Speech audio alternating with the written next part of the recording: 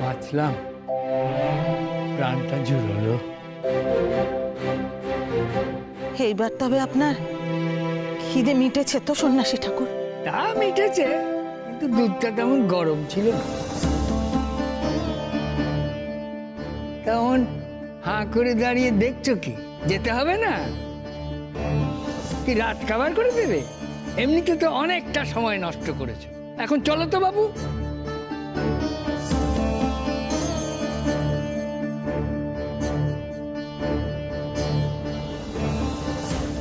আশ্চর্য, এই তুষারের মাঝে লোকনাথ দুধ জোগাড় করলো কোত্থেকে? সেটুকু শোনার উনি সময় দিলেন কই? তখন থেকে তো খালি তারাই দিয়ে যাচ্ছে। থাকবেন, থাক, সেটা ধীরে সুস্থে পড়ে লোকনাথের কাছ থেকে জেনে নেওয়া যাবে কোন। এখন তাড়াতাড়ি রওনা দেওয়া উচিত। বেলা গড়িয়ে আসার আগে ওই ওই মথু মঠে আমাদের পৌঁছানোটা খুব জরুরি দরকার। হ্যাঁ,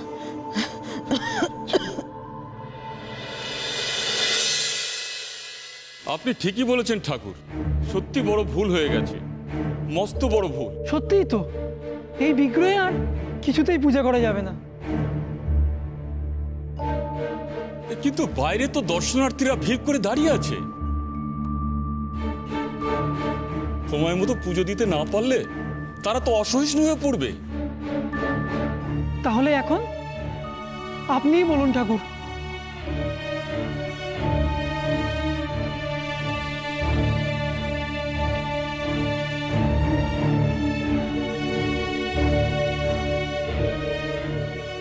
একটাই মাত্র উপায় আছে আমাদের হাতে।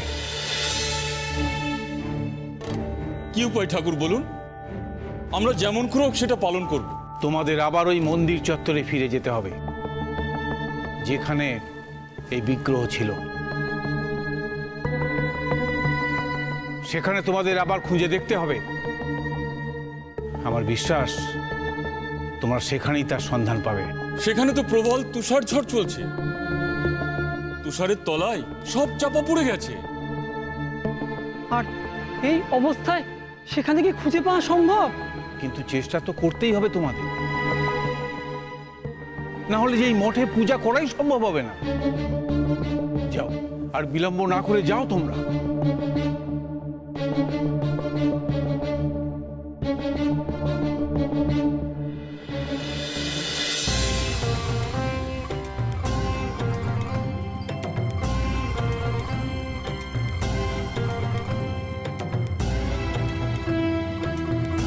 নামা হে বাবু,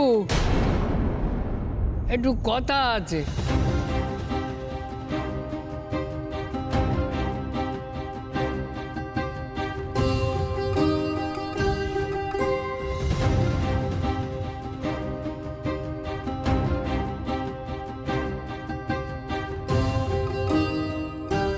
তোমাকে দেখে তো বেশ ভালো মানুষ বলেই ঠাওর হচ্ছে, কিন্তু হঠাৎ দেব দর্শনের ইচ্ছে হলো কেন? তার মানে দেব দর্শনের লোভ কখন হয় জানো? যখন কেউ কোনো পাপ করে আর সেই পাপ স্খলন করতে চায়,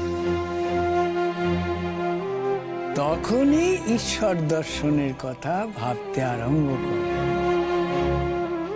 গুরুদেব, এসব উনি কি কথা বলছেন? আমি ঠিকই বলছি। পাপ না করলে ঈশ্বর দর্শন করতে মন চাইতে পারে না? না, পারে না। এতকাল তো দেখলাম পাপ করার পরেই সকলে ঈশ্বরের কাছে যায়, দেখলাম তো তাই। তা কেন? মন থেকে ঈশ্বরের ভক্তি আসলেও তো ঈশ্বরের কাছে যাওয়া যায়। থাক থাক, আমার জানা আছে মন থেকে কজন লোক ঈশ্বরকে ডাকে। কিন্তু ঠাকুর, মনের ডাকেই তো ঈশ্বরের কাছে ছুটে চলেছি, এর পিছনে আর কোনো কারণ নেই তো? কি জানি, আমি তো এতকাল যা দেখেছি তাই বললাম। বাবা, আপনি নিজেও তো ঈশ্বর দর্শনের জন্য এত উৎসাহী, তবে কি আপনিও কোনো পাপ করেছেন? বটেই তো, আমি নিজেও তো পাপ করেছি, মহাপাপ।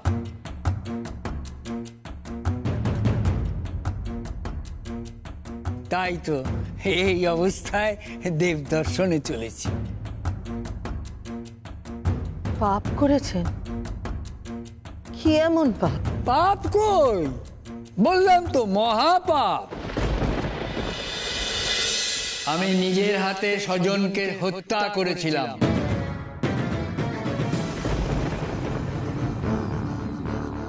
তার দেহ থেকে মুন্ডকে আলাদা করে দিয়েছিলাম।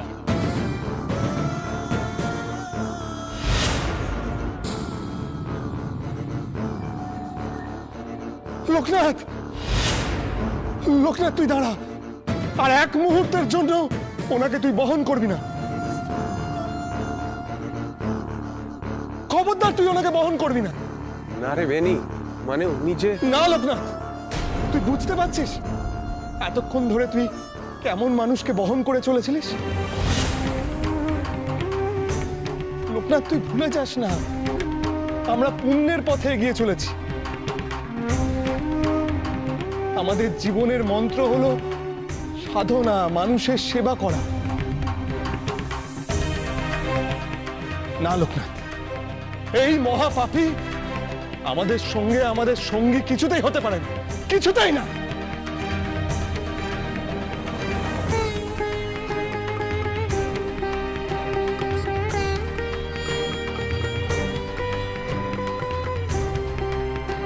লোকনাথ, এত তুই কি ভাবছিস? বেনি, উনি যা বললেন সেটা শুনে তো আমার... না লোকনাথ, আমি তোর আর কোনো কথা শুনবো না। তোর মতো সাধক এই মহাপাপীকে বহন করবে? না না না, আমি এ কিছুতেই মেনে নেবো না, কিছুতেই না। বেনি, বেনি, শান্ত হবেনি, নিজেকে আগে শান্ত কর,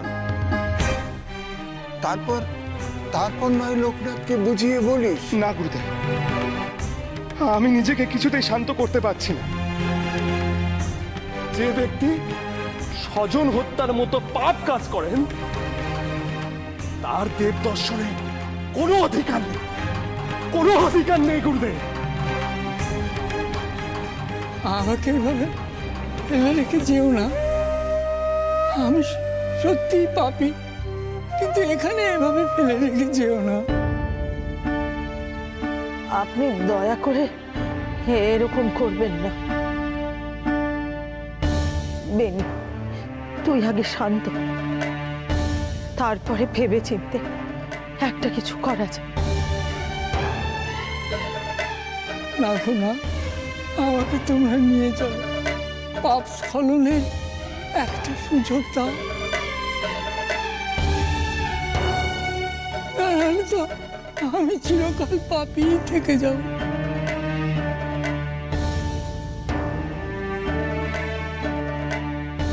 তুমি ছাড়া আমাকে খেয়ে নিয়ে যাবে বলো? তুমি তো আমার একমাত্র সহায়।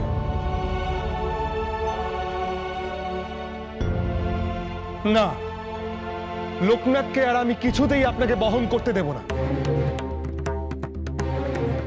আপনি যে এমন পাপ কাজ করেছেন আমাদের আগে বলতে পারতেন, তা না করে আপনি লোকনাথের নরম মনের সুযোগ নিয়ে সত্য গোপন করেছেন। ছি ছি ছি ছি, সত্য গোপন করাও এক ধরনের মহাপাপ। না হে বাবু, আমি তো সত্য গোপন করিনি, আমি তো সবই স্বীকার করলাম। তাহলে কেন তোমরা আমাকে ফেলে রেখে যাচ্ছ? লোকনাথ চল, গুরুদেব ভৈরবী মা চলো, ওনার ব্যবস্থা উনি নিজেই করে নিতে পারেন। বেনি, এইভাবে উত্তেজিত হচ্ছিস কেন তুই? আমি স্বইচ্ছায় ওনাকে বহন করে এনেছি। ওনার পূর্ব পরিচয়, ভালো মন্দ কিছুই জানতে চাইনি। উনি দেব দর্শন করতে চান, কেবল ওইটুকুই আমি জেনেছিলাম। কিন্তু লোকনাথ, এখন তো আমরা ওনার আসল পরিচয় পেয়ে গেছি, সেটা কি যথেষ্ট নয়? না, নয়। আমি পাপীকে ঘৃণা করি না, আমি পাপকে সরাতে চাই, পাপের বিনাশ চাই, পাপীর নয়। আমরা পাপীকে ঘৃণা করতে শিখিনি রে বেনি, সেটা ভুলে যাস না রে বেনি। আর তো আর পাপীকে ত্রাণ করতেই আমাদের এই সাধনার পথে আসা। তাই বলে লোকনাথ, একজন স্বজন হত্যাকারীকে আমরা ক্ষমা করে দেব? তা কখনো হয়? আমরা ক্ষমা করার কে বেনি? ক্ষমা তো ঈশ্বর করবেন, শাস্তি দিলে তিনিই দেবেন, আমাদের সেই অধিকার নেই। না না লোকনাথ, না, এ আমি মন থেকে কখনোই মেনে নিতে পারবো না। মনকে শান্ত করতেই হবে বেনি, আমাকে বাধা দিস না। ওনাকে নিয়ে যেতে দে, যে কাজ আরম্ভ করেছি তা আমায় শেষ করতেই হবে। এই তো আমাকে নিয়ে যাবে তোমরা, শুধু পাপি পাপি বলে কিছুটা সময় নষ্ট করে দিল। আর বেশিক্ষণ লাগবে না বাবা, আমরা যত তাড়াতাড়ি সম্ভব মঠে পৌঁছে যাব। বলছো বটে, শীতে তো আমার হাত পা জমে যাচ্ছে, এইভাবে চললে তো মরেই যাব। তার থেকে একটু বিশ্রাম নিলে হয় না? এখন আবার বিশ্রাম? কিন্তু কিন্তু এই স্থানে এখন বিশ্রামের ব্যবস্থা করা তো বিপজ্জনক হয়ে উঠবে লোকনাথ। আসলে আপনার সত্যি ক্লান্ত লাগার কথা, কিন্তু সত্যি পথ আর বেশিক্ষণের নয়। তাই না হয় টুলিতেই একটু বিশ্রাম করে নি। সে না হয় করবো, কিন্তু তুমি যেভাবে পথ চলো তাতে কি আর বিশ্রাম করার সুযোগ পাবো? বেশ তো, আমি না হয় আরো ধীরে ধীরে হাঁটবো। আপনি নিশ্চিন্তে ঘুমিয়ে নিন, আপনার কোনো অসুবিধা হবে না।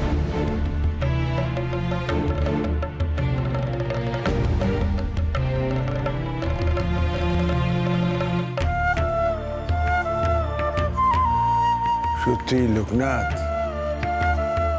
তোর এই ধৈর্য শক্তি দেখে আমি অবাক হয়ে যাচ্ছি। এত শক্তি তোর মনের মধ্যে আছে লোকনাথ। সত্যি রে লোকনাথ, উনি তোকে এতবার এত কিছু বলছেন, তাও তুই একটুও বিরক্ত হচ্ছিস না? সেসব তো আমি জানি না, কেবল আমি জানি আমার মন চাইছে, তাই আমি এসব করছি। তবে যাই বলিস লোকনাথ, এই পাপীর জন্য মন চাওয়া কিন্তু কাজের কথা নয় রে। বেনি, সাধনার শেষে আমরা যখন মানুষের কাছে ফিরে যাব, তখন কি শুধু পুণ্য আত্মারা আমাদের কাছে আসবে বলতো? পাপীরাও তো আসবে, তাদের সঙ্গে কি আমরা আলাদা ব্যবহার করব? আর তাছাড়া ঈশ্বর তো ভক্তের মাঝে বিভেদ করে না, তাহলে তুই আমি বিভেদ করার কে?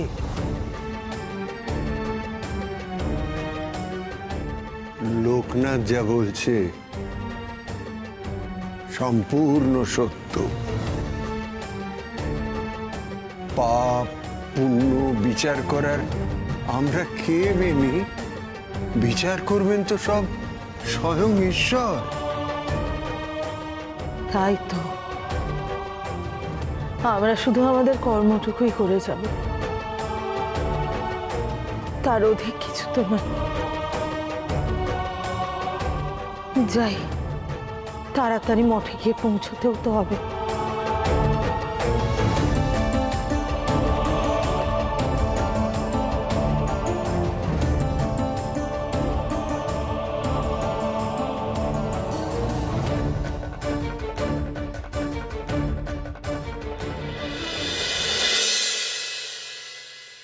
এইভাবে আমাদের আপনারা ফিরিতে পারেন না, আমরা কিছুতেই ফিরে যাব না। না, না, চলবে না, না, আমরা দেবদর্শন করবোই আমরা।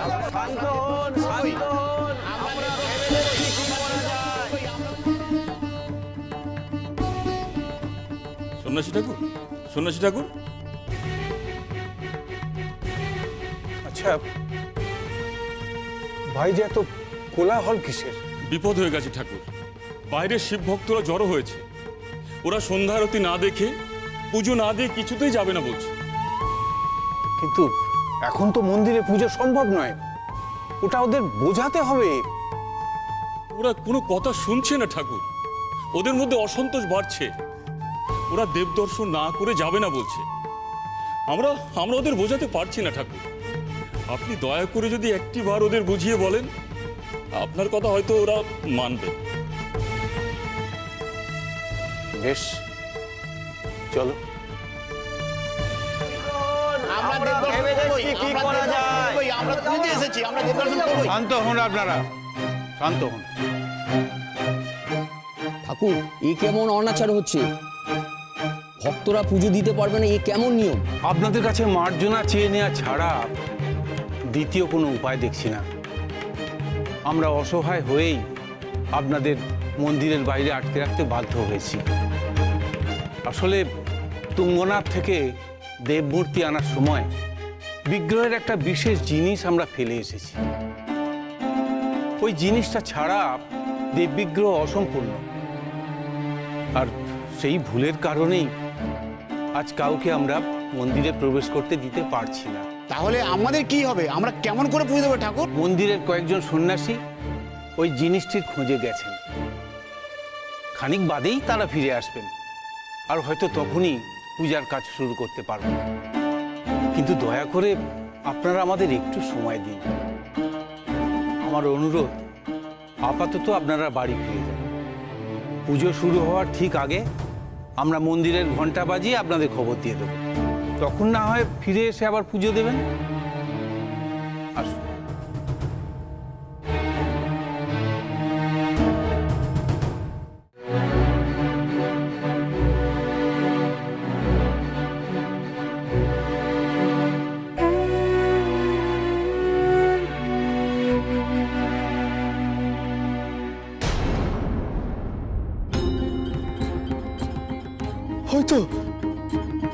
হয়তো মন্দিরের চূড়া।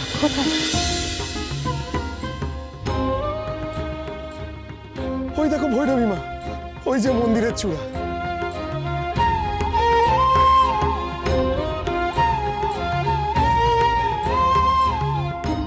যাক বাবা, আমরা অবশেষে পৌঁছে গেছি।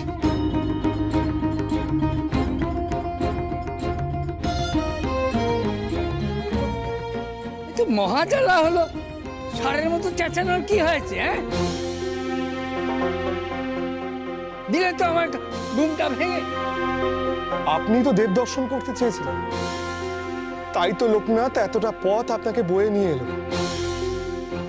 নিন, এবার প্রাণ ভরে দেবতার দর্শন করুন। তাহলে আপনার সব দায়িত্ব থেকে আমরা মুক্তি পাই।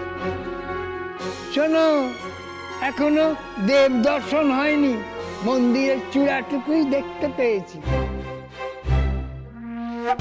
আগে দেব বিগ্রহ নিজের চোখে দেখি, তবেই তোমাদের কাজ শেষ হবে। আশা করি আপনার বিগ্রহ দর্শনে কোনো বাধা থাকবে না। বলছো বটে, তবে ভরসা তেমন পাচ্ছি না। কখন যে কি হয় বলা তো আর যায় না। হুমা, হঠাৎ হঠাৎ এ কথা বলছেন কেন? এমন সময় আমায় নিয়ে এলে যখন শঙ্খ বাজছে না, সন্ধ্যা আরতিও হয়ে গেছে কিনা কে জানে। সন্ধ্যা আরতি শেষ হয়ে গেলে কি আমাদের ঢুকতে দেবে মন্দিরে? দেখছো তো মন্দির চত্বর কেমন থমথম করছে। কি হয়েছে কে জানে।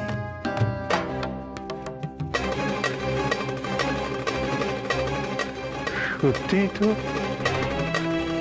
মন্দির এত নিশ্চুপ কেন এই সময়? এখানে দাঁড়িয়ে দাঁড়িয়ে ওসব কথা না ভেবে একটু মন্দিরে গিয়ে দেখে এসো না। আমাকে না এখানেই থাকতে দাও। বেনি, গুরুদেব আর ভৈরবী মা এতটা তুষার ঘেরা পথে এতক্ষণ ধরে এসেছে, ওনাদের একটু বিশ্রাম প্রয়োজন। ওনাদের আর বাইরে থেকে কাজ নেই। আমি বরং ওদের নিয়ে মন্দিরের ভেতরে যাই, তুই বরং একটু সাধুর কাছে থাক। না না বাবু, তা দরকার নেই। ও কথায় কথায় আমাকে কথা শুনিয়ে দেয়। আমার কাছে কারোর থাকার দরকার নেই, তোমরা বরং সবাই মিলেই যাও। সেই ভালো। চল লোকনাথ, আমিও যাব।